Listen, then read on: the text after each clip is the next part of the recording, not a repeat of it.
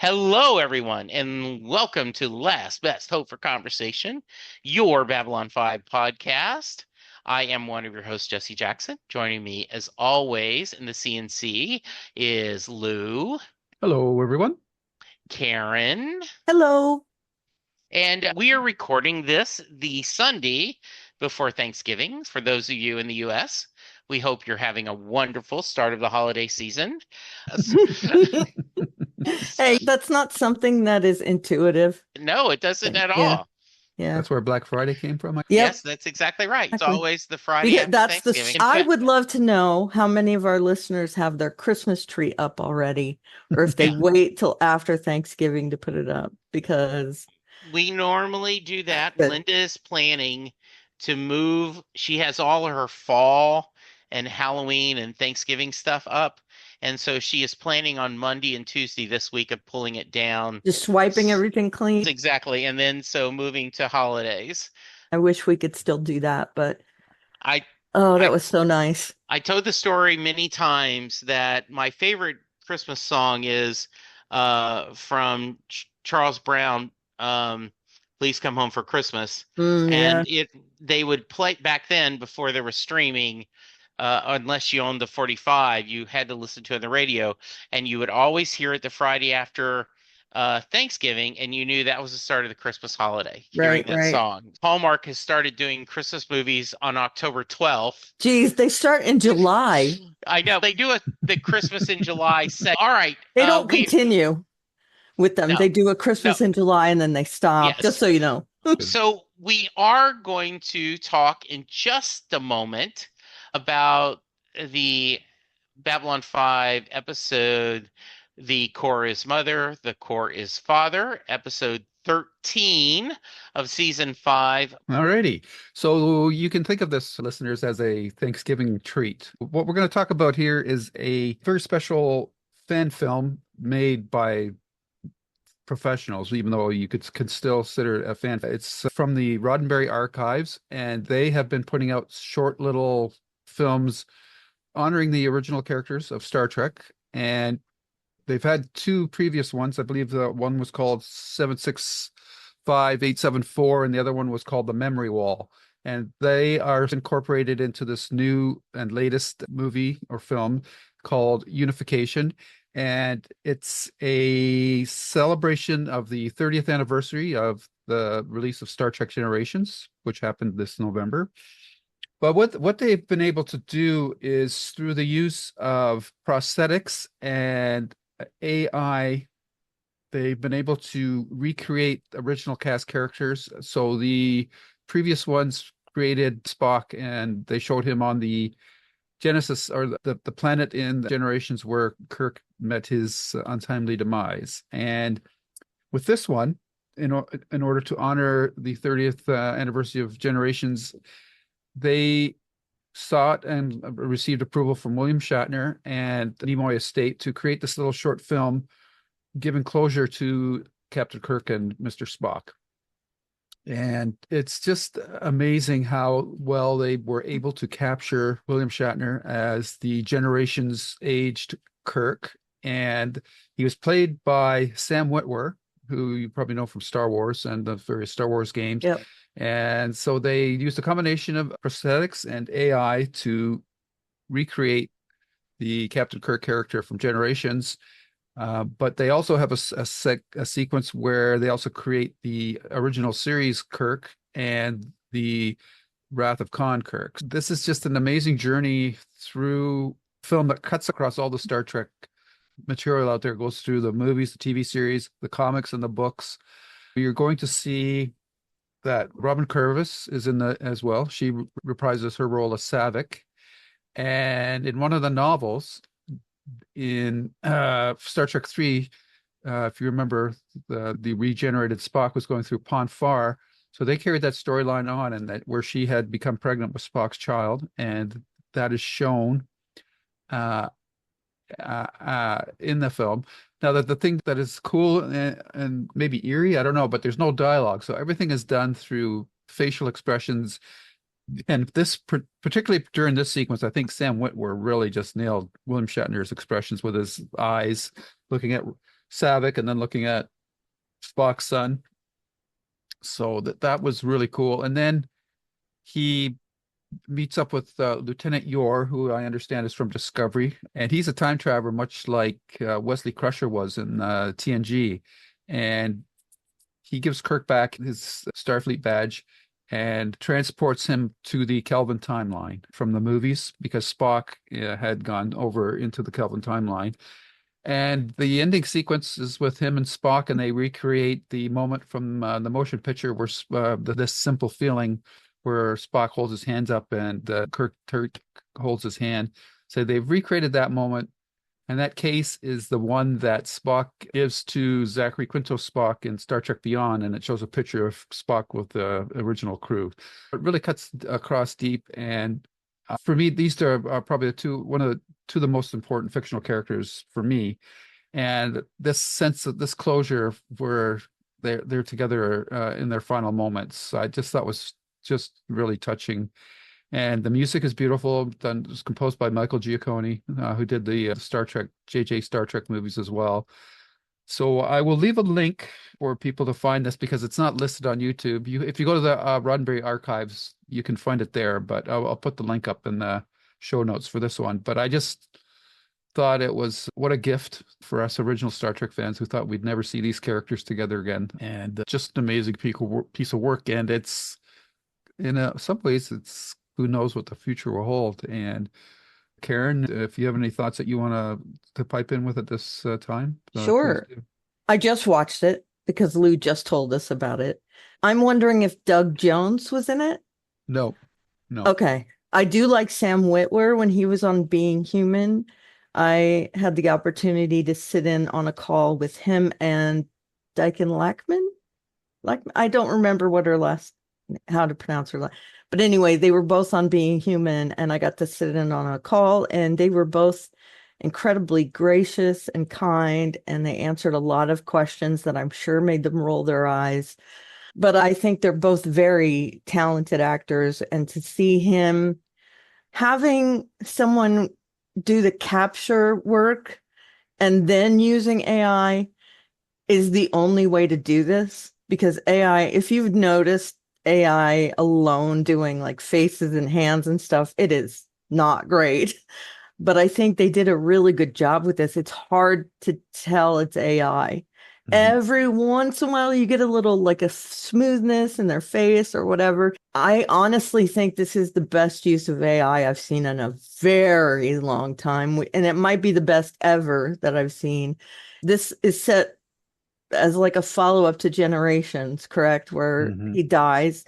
So this is him meeting all his co-workers, friends, everybody that has died before him. And wow, that was touching when he and Spock reunited. That was amazing.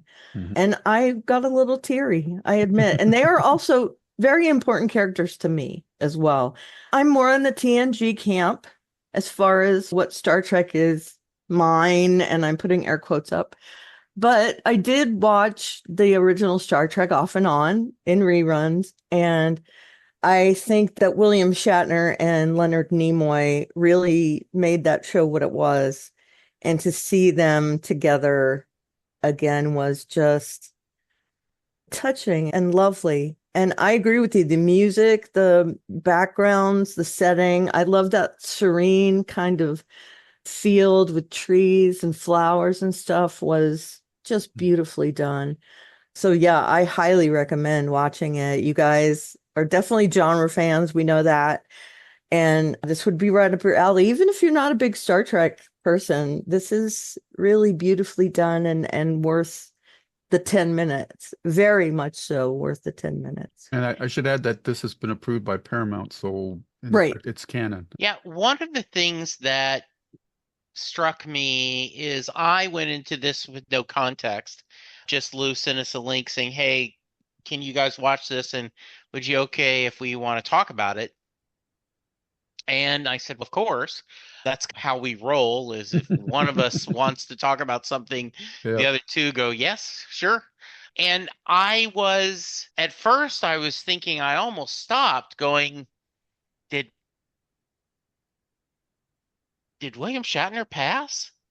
Right? Yeah, same. Yeah, like did Is did this a because tribute to William Shatner? how did I Right. miss that? The timing seemed a little strange Mm. that because we've lost Leonard Nimoy a long time ago. And in fact, we talked about that.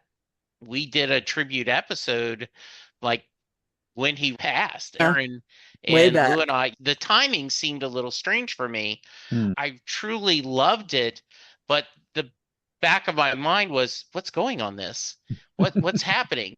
So now that you've given me some context, I'm really looking forward to going back and seeing again to and look for the I did notice some of the things on the table. I thought I saw an IDIC Mhm. symbol. I thought I saw some other things. Some of it I caught, some of it I didn't. I could tell that was Robin Curtis, Mhm. but I always thought it was Sarek behind her. So I did not catch that it was Spock's son, though I Mhm. do remember, I think I read that book. I'd have to check. Really a special treat. And I agree, it is something really fun to look at and see. So definitely, I recommend you guys checking it out. Yeah. Agreed. Yeah. Yeah. And I'm Yeah. glad you gave us that link because I don't know that I would have found it. I know I wouldn't have. In fact, Yeah. now I want to check out the other two and watch them. I think that's amazing. Hmm. It Hmm. it's a nice sense of closure for original series fans. That's to see that moment between the two characters.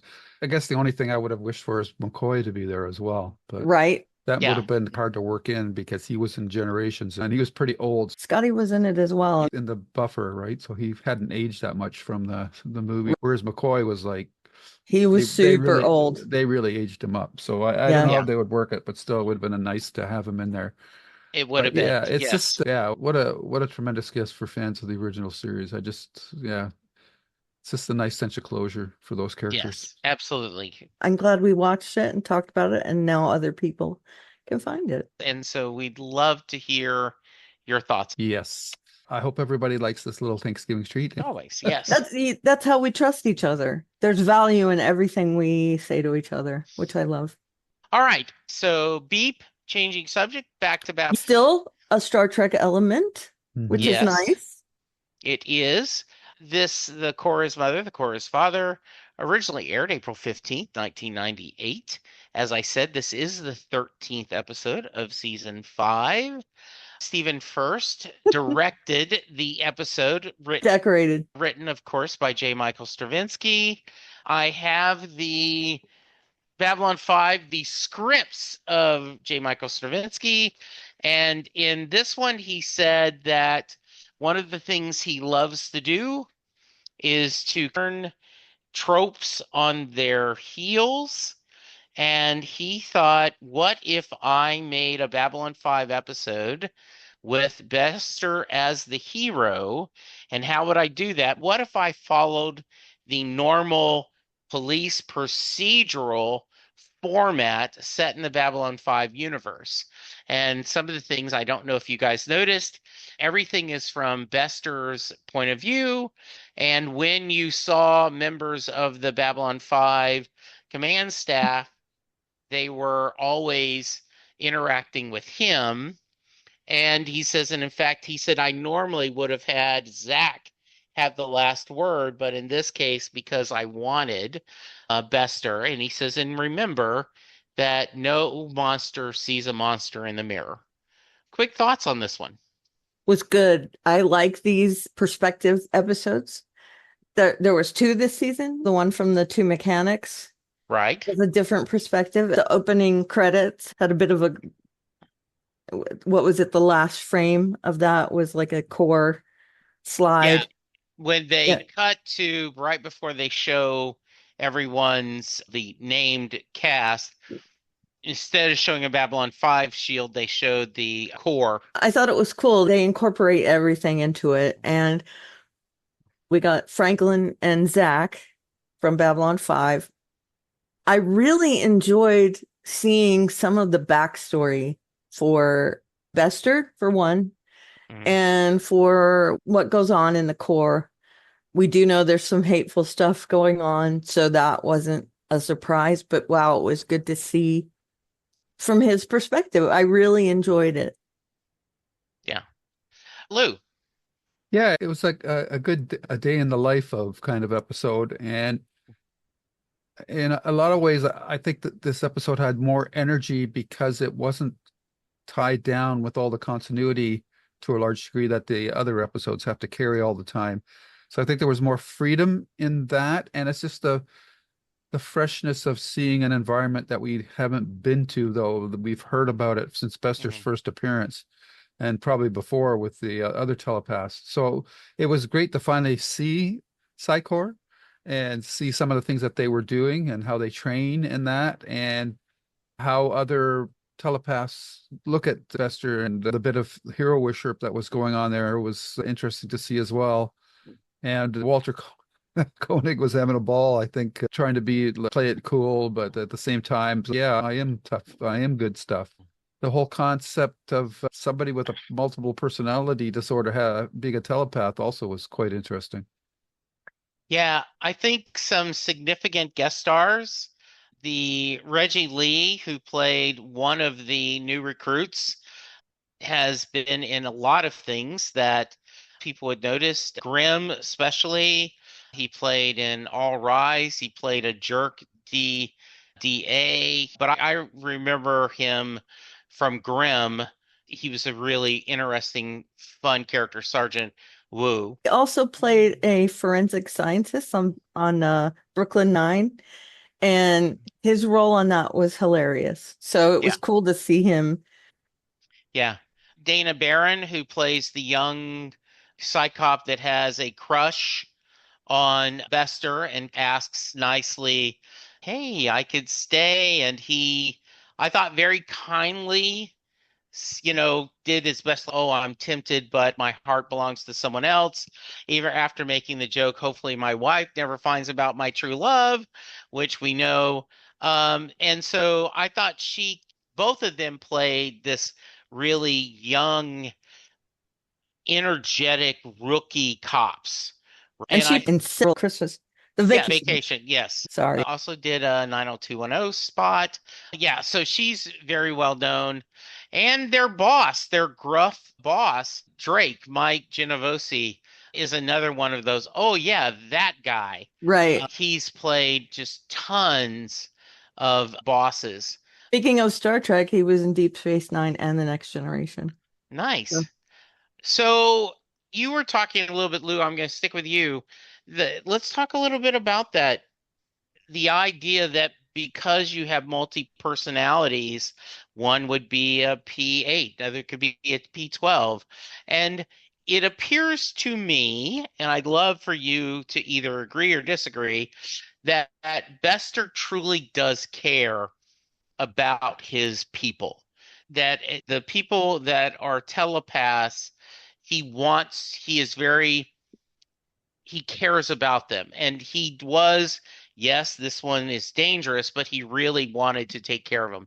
Any thoughts about that whole mystery and the murder and such?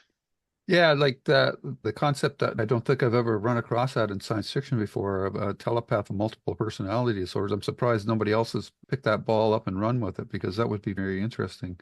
And in terms of the murder mystery, it was interesting that the guy has the interesting name in the episode of Jonathan Harris. So I don't know if he's supposed to be like a Dr. Smith tribute or, but um, I can answer that if you want. okay.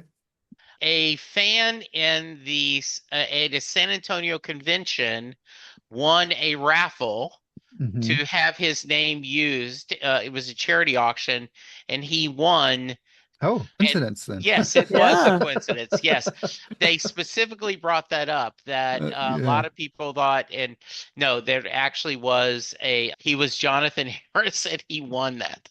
that's Yeah. cool. So, Yeah. So that idea is very interesting.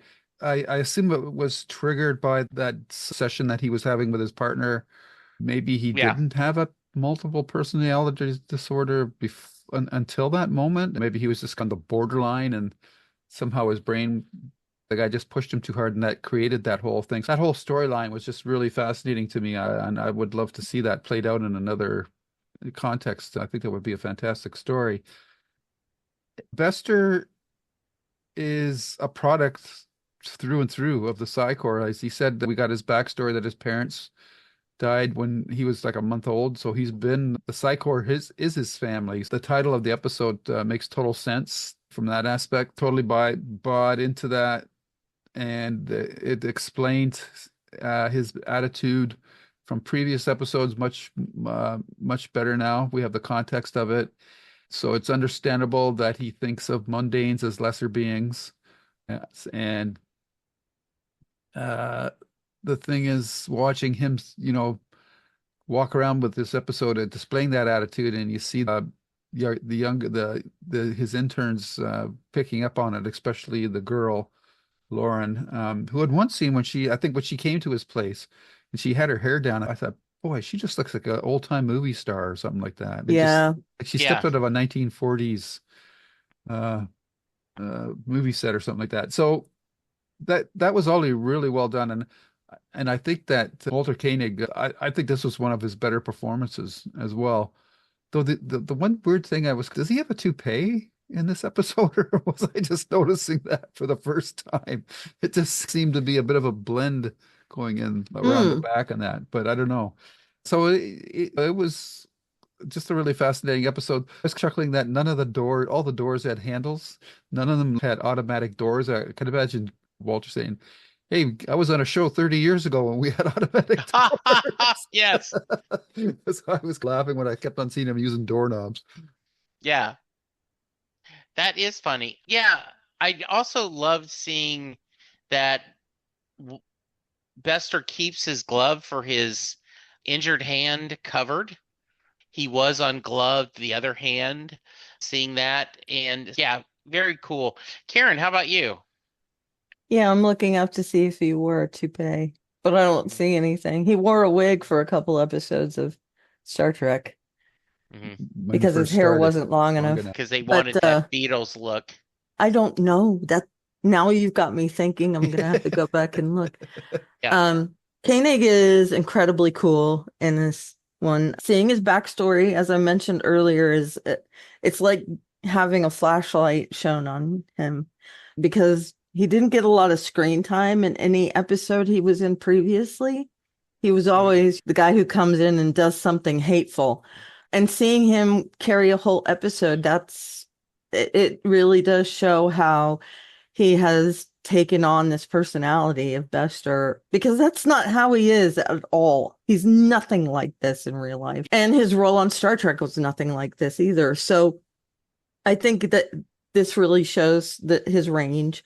He is definitely, you mentioned you think he cares about other telepaths. And I think there is a dual personality in him as well, where he does care about telepaths, but really only the ones that are loyal to the core.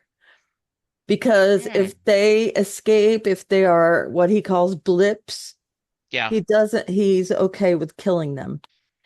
So I don't think he cares about every telepath, but he definitely cares about the Psi Corps telepaths and any that he thinks can be pulled in or rehabilitated or whatever. Mhm. So I don't know if they meant for that to be a mirror of the dual personality thing, but I definitely see that in him. And that was something I thought of when I watched it, when he's talking about how none of them are disloyal because they die if they leave the core. Okay, they die, but it's not them committing suicide all the time. It's the core killing them as well. Definitely has a different stance on things than he portrays. And I don't think he would show that side to interns. It's definitely a setup, right? It was, Yeah. this guy probably was never a blip. Because in that scene where the two Psi Corps are taking him into custody, why would there be a camera on him? Yeah. Why would they be filming that? They wouldn't, So that's definitely just a totally fictional propaganda movie. And I find that it's weird that maybe core prospects would buy into that. It's easy to see through that. But I Yeah. guess if you're getting programmed for that, that's part of the whole core thing. And I think that Bester, seeing him in that environment, like I said, it shines a light on him and it shows us who he really is. And I think that's cool. Lou, thoughts on the film and the thing that, according to this, many telepaths after leaving the core commit suicide, which definitely feels like propaganda more than Yeah, it is reality. That's what they want you to believe. because there's a lot of runaway telepaths. So they're very careful to control how the outside world sees them. Bester mentions that, and I think his boss mentions too that we don't want the outside world to find out about this whole murder thing going Yep. on in the headquarters because the less attention we draw to ourselves, the better. They want to really be low profile operation and how they do things. So mostly because they're outnumbered by quite a significant number. So they have to be much more subtle and sly in that. And that's an interesting dynamic in a way, because anytime you see telepaths dealing with regular people, it's pretty clear that they hold them in contempt. So it's probably an unintentional benefit for them that they may not even realize, the fact that they isolate themselves because when they don't for telepaths they're pretty easy to read. What did you think about the little movie thing? Yeah. I don't know. I'm trying to think of what future seeds could be planted with this, but I just took it at face value, to be honest. I was laughing because when that guy showed his before picture, I thought, oh shit, that's Jeff Daniels. He did look Right? pretty bad. Yeah. Yeah. Mhm. So yeah, you might be onto something there, Karen. Indoctrination is deep. Yeah. Yeah. Yeah. Okay. And It. and I don't know if you guys remember, but there was that earlier a Psycor commercial where the young kid, hey, you're not different. And then we see the little kid looking like a Hitler Youth with Right. the slicked back hair and the Yeah. gloves Right. and The subliminal message and yes, yeah. yeah, it was. I think it was not that deep of a mystery. I thought it was a pretty good story, Yeah. nothing too mind-shattering. So, what did you think of the ending, where they remind you Wow. that these guys are monsters? And Yeah. we do find out about they keep these massive ships in hyperspace all the time. That doesn't sound like it's for a good reason. But to me, she almost had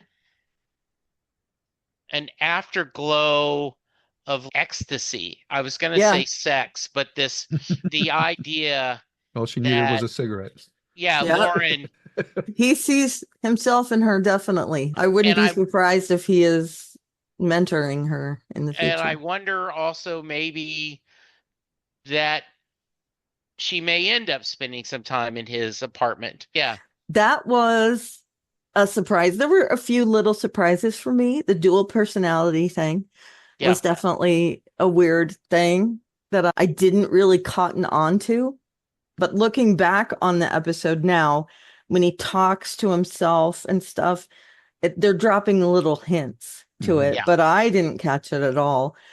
I thought that Lauren, when she ejects Bryce into hyperspace, that I shook my head and I said, wow, for someone who is just an intern, she is learning fast how to be part of the core, the Psi Cop, right? She wants to be a yeah. Psi That's Cop. it. Yeah, I'm shocked that they didn't eject both of them, to be fair, because Harris is an outlier. He has something that they don't know how to handle. What are they Um, going to do with him? didn't Bester say at one time, point there, just when he got captured, that they've treated things like this before? Yeah, yeah, Oh, you might be right. But is that true or who knows? who knows? mm, But Because he doesn't want the humans to know that they can't control him. yeah, right. But sorry, yeah, he's Yeah, human too. So he's definitely going to play it off. I wouldn't be surprised if they killed him too. But it does make me wonder what they're going to do with him. Are they going to use that mind treatment on him Are they going to put him on medication to stop Yeah. this? Or that wasn't a big thought. I didn't sit after watching it and mull it over. It was just a passing thought for me at the end. Wow. Put away for the good of everyone, they say. Yeah, that ending, I was thinking maybe she can bring something different to the core. And then that scene came up and I'm like, oh, not so much. Yeah. She's gonna fit in real good. And I was sad to see Chen killed in that bar. I was very sad to see that because I feel like he wasn't afraid to do things against what Besser said. Yeah. So that was sad. He breaks into the quarters and all that. But I did think that cockiness of, no, man, we're going to get all the glory. I was like, this is never going to work out. He had red shirt all over him, but still. Yeah. But the way he was killed was a surprise. I thought that Dr. Smith was going to kill him, not his partner. So that was a nice twist. How about you, Lou? Don't know if you mentioned the ending where she gets to lose her virginity. Yeah, So right. That's pretty well what it was, right? Yeah. It was again a shock. I thought she was going to kill him with her mind or something like that, but throwing him out the airlock was obviously a lot easier. So Yeah. can you open an airlock in hyperspace? I don't know. I guess so. So that was again another little twist. But yeah, she had the post-coital glow about her as well. So that character, if she comes back, I would be very interested to see where she's at because she's fawning over Bester. She's totally into the whole Psi Corps thing. It's almost like somebody coming into the Hitler Youth Movement or something like that, from the Hitler Youth Movement into the or something like that. So it's I thought that actor, she did a fantastic job in portraying that character because she got that weird mix of innocence and creepiness, which is not easy to pull off. So I thought she did a really good job, and I was pretty impressed with her character because she seems so childlike in appearance, right? Like her features are so slender and everything. Yeah, I would assume so. So, and seeing how quickly she went from innocent to not so innocent in just the space of a couple days, maybe it was believable. And so she sold it. I agree. She did a great job with this. Yeah, and I get the feeling this is her. That coming into her. She asked, can I? And it's almost like timid. And he's, do you want to? And, yes. And then he asks, was it your first? And there's no discussion. I just love the idea that he thinks nothing of it. They are just. It's a mundane. It's a mundane. Yeah. I always feel for the people who have to work at animal shelters, right? There are some that are no-kill shelters, but many of them are. And it is a horrible thought that you have to do this. No-kill shelters, even no-kill shelters, they see a lot of death as well because pets come in that are just too far gone because they've been neglected and stuff. Any person that works with animals, it's got to be gut right. I couldn't do it. Yeah, I agree. So I loved the way she was, and he's like almost proud of her. He is proud of her. And I love that twist. Any other thoughts that on the episode we need to cover? There is a reason why they despise mundanes, and we see it several times during this episode. The disdain that people have for telepaths. Zach, shut up. Yeah. Why are you talking like that to this guy who's super powerful? We know that he has sway with the government. And I get that you're a policeman and you feel like people can't do anything to you, but dude, this guy is not someone to tamper with. And I felt like saying, Zach, you're not really making a case here. You're feeding into their hatred of mundane. So there was that. I also was really sad when Franklin mentioned that he had an aneurysm, the guy, because that's what the actor actually passed away from, an aneurysm. Oh, You mean Franklin or the guy on the table? Franklin. Oh, okay. the No, Yeah. he actor. mentioned that the guy on the table had an. But I did that He well did past. died from a aneurysm. No, I know Oh, okay. Franklin did, but I thought you Yeah. meant the guy on the table did in real life too. No, I don't know if he Yeah. died or anything, but yeah, when he mentioned aneurysm, I was like, oh no, Mhm. foreshadowing in real life. But yeah, that those two things stood out for me. And Franklin was even a little abrasive with Bester. When And Bester had the injury and Franklin said, you mhm, got to stay. And he was like, no, I don't want to stay. And mhm. Franklin just put his hands up. Yeah, I think that's a really good point. And there was that point where Zach says something and Bester looks at Franklin and see, Yeah. I wish, Doctor, you were right. But I think a certain discussion of this, they could certainly be correct in this, not in killing mundanes, but the way we've been treated, it's the chicken or the egg. Which is it? Are they this way because of the way they were treated, or are they treated that way because of the way they act? Yes, yes. I feel that part of that is justified because Zach is not an outlier. He's definitely No. just one of many people that feel that way. I I love seeing Zach in the show. I really do. I think his character is funny and I like his relationship with Garibaldi. But in this episode, I was like, just shut up. Just shut Yeah. up. It Stop it talking. You're it not helping. yeah. And despite what everyone thinks, the world doesn't revolve around Babylon 5. And Right. then, of Yeah, course, he has to go to Babylon 5. right. And I was like, he's like, why is it always Babylon 5? It's Why? meta, right? Because the show does revolve around Yeah, Babylon 5. exactly. Yeah. Yeah. And Babylon Hmm. 5 revolves around itself. Yeah. Exactly. Hmm. And this is an episode that doesn't revolve around Babylon 5, but it still Mhm. does. Yeah. It's very meta. Yeah. This episode, I think, would have to go on the record for the least amount of regular cast members. There's Only just Yes. two. Zach and the Franklin. I just touch on a couple of points here that, with like Karen said, shut up.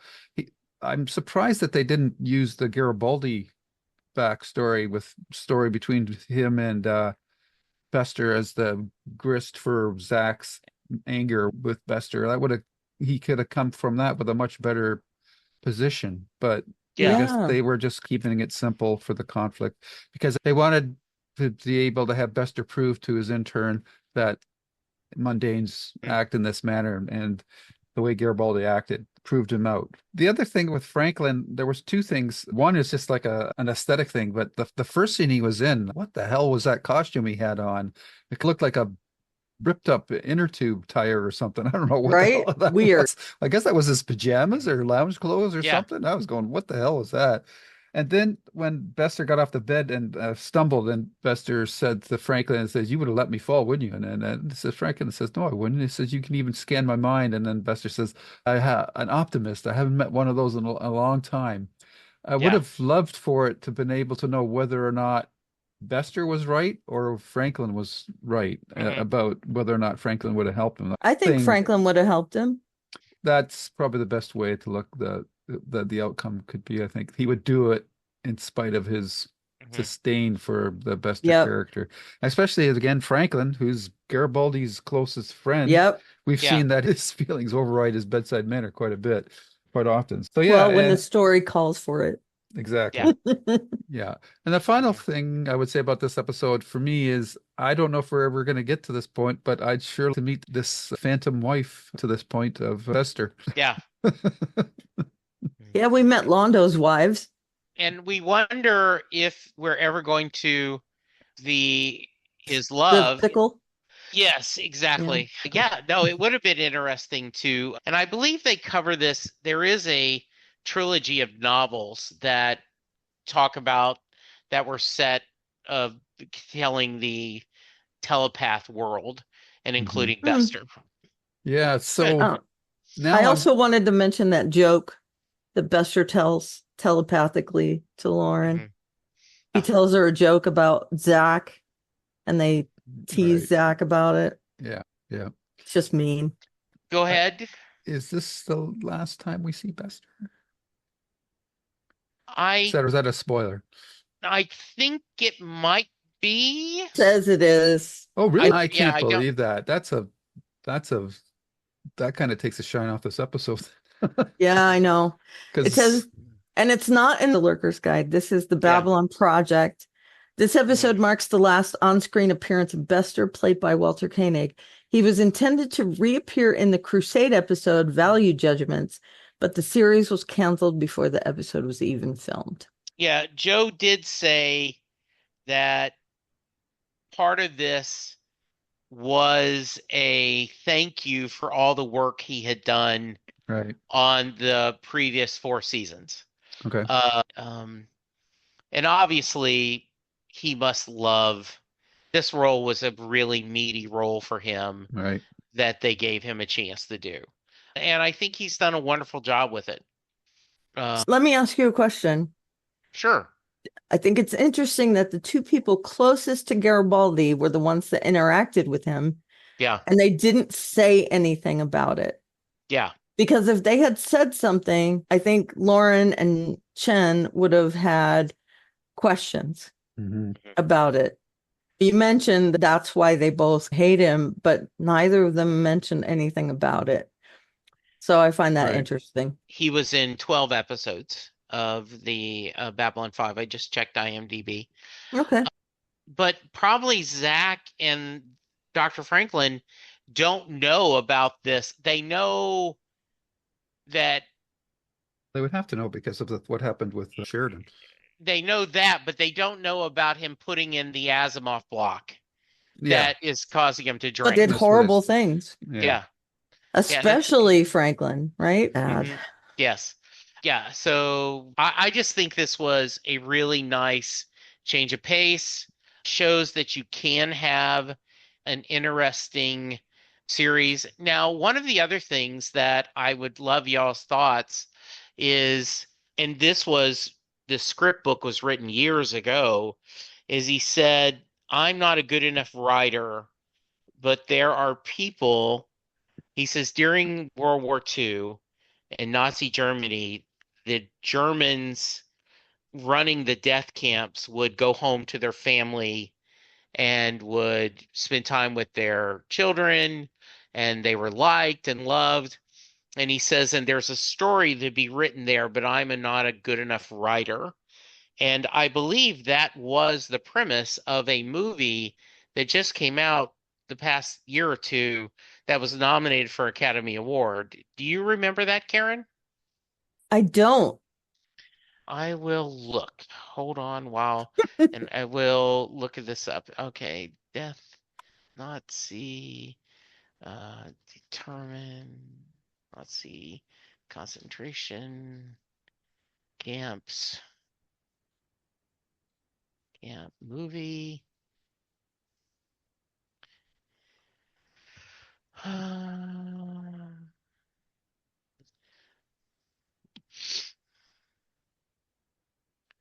The zone of interest, I believe. Let me look. Hmm.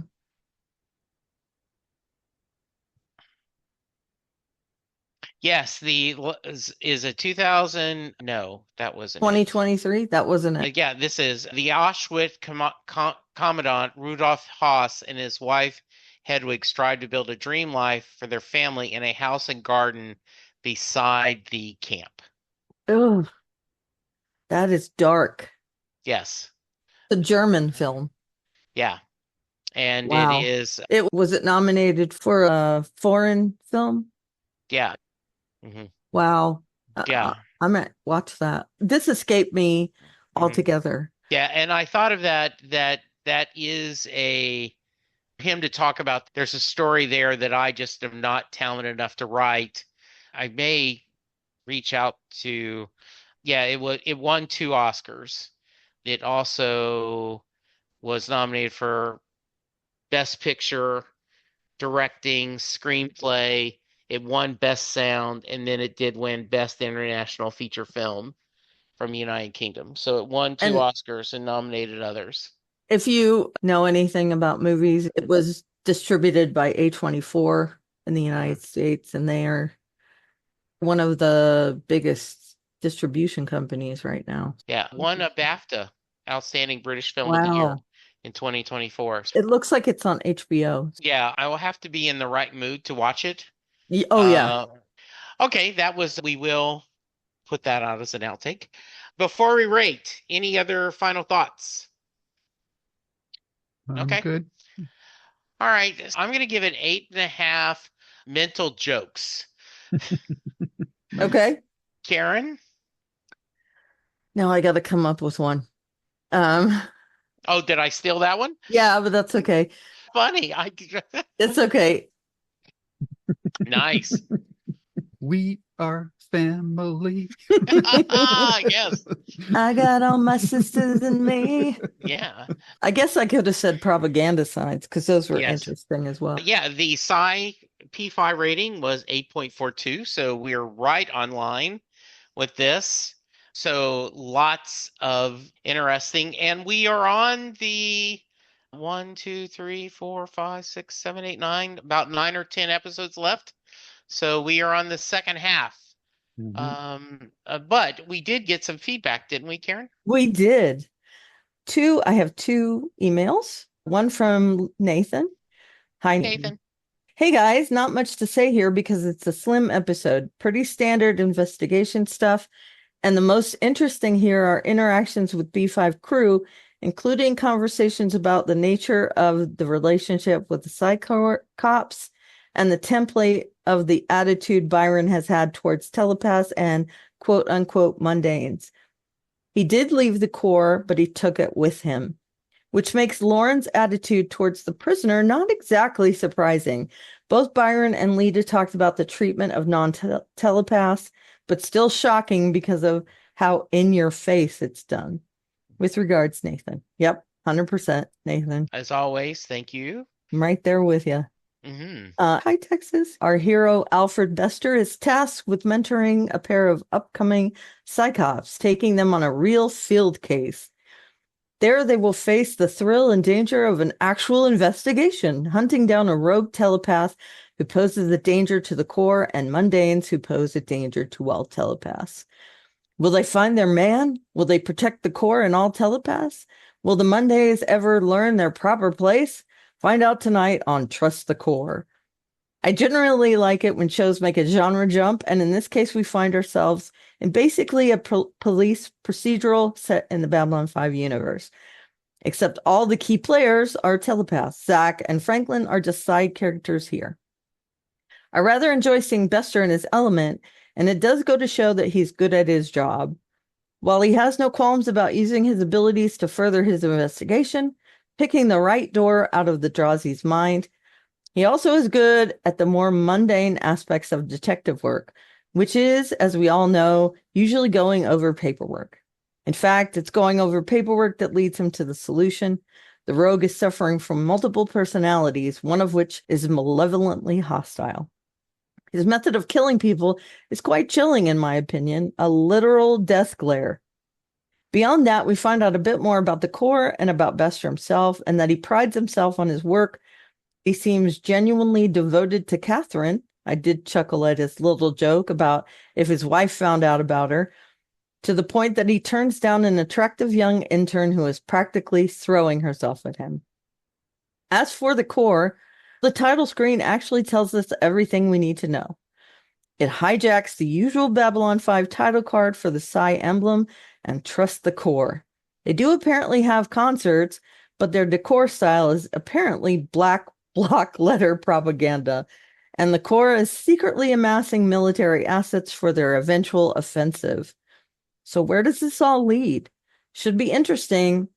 All righty. This is the Texas on the Shock signing off until Zaveni in Valen's name. Nice.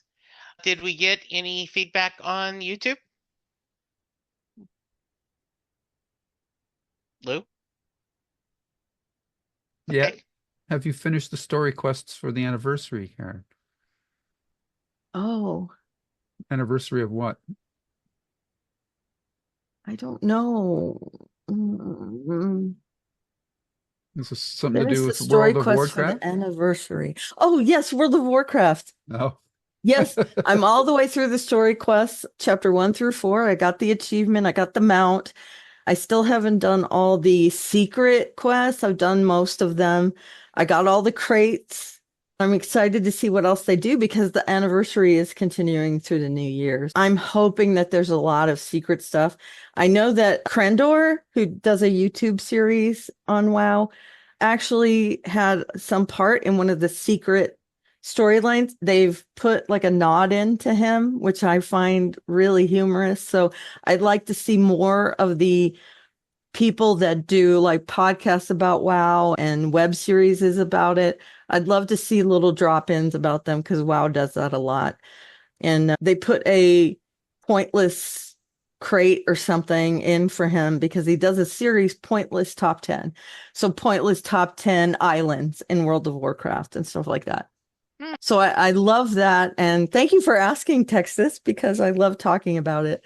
I'll have to answer you on YouTube as well. But yeah, chapters 1 through 4, I'm done. I got the achievement and all that. So yes, the answer is yes. Very nice. Sorry, guys. That's okay. If someone wants to ask us about Warcraft questions or about some of the Please. other stuff, how can they, Lou?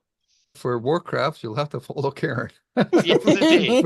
For the rest of us, you can find our flagship podcast, the Babylon 5 podcast, at YouTube on Lou's Reviews. And you'll also find our JKL Media podcast, where we're currently working our way through The Haunting of Bly Manor.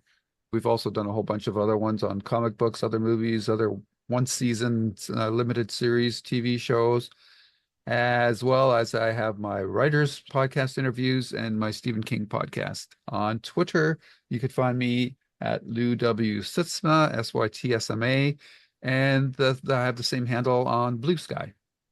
Awesome. You can email us at jklb5podcast@gmail.com. I welcome WoW questions as well. Maybe I'll do a podcast about that and put it on the feed. I don't know. Very But yes, that's the email. You can follow me on most social media sites. I'm Aliveria there. So follow me there. And my blog is alistuff.com. all right. I am Jesse Jackson DFW on Blue Sky and Twitter and X. I'm continuing. I am almost done with 30 days of Springsteen.